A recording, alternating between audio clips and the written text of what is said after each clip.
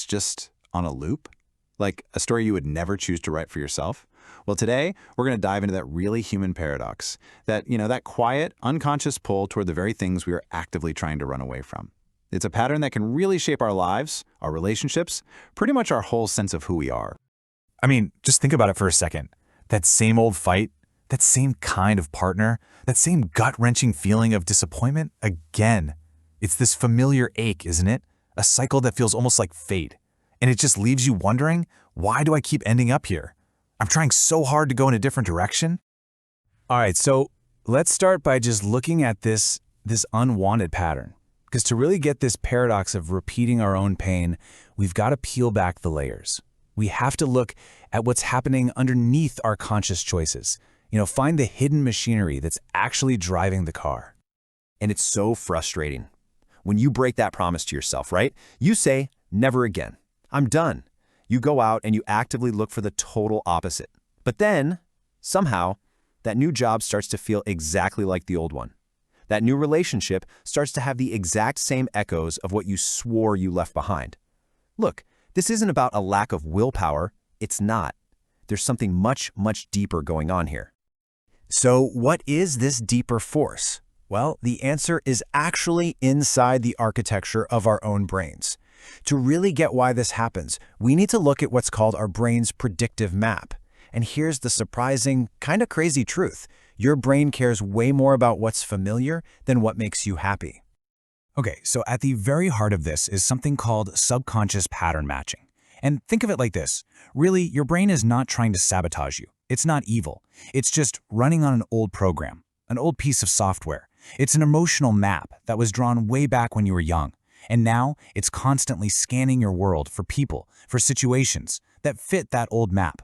Why? Because it knows that terrain. It knows how to survive there, even if that terrain is full of pain. So here's how this survival toolkit in your brain actually works. First up, it's a prediction machine. All it does is use the past to guess what's coming next. Simple. Second, really powerful emotional experiences, especially the painful ones. They create this deep, deep blueprint. And third, and this part is absolutely crucial, the brain follows what we call the familiarity principle. Basically, to your ancient survival brain, a pain it knows is safer than a joy it doesn't. Why? Because it already has a plan to survive the familiar pain. And this is the internal tug-of-war that we're all in, right? Consciously, you want stability, you want calm, you want trust. But under the surface, your subconscious is scanning for what it knows. It's looking for the feeling of chaos, the predictable rhythm of a fight, that all too familiar buzz of anxiety. It's basically trying to find the same emotional weather it grew up in. Which brings us to what I like to call the magnet of fear. Because our fear, the stuff that's born from our past pain, it doesn't just sit there and haunt us. No, it actively shapes our reality. It literally becomes a magnet, pulling us toward experiences that just confirm what we're already afraid of.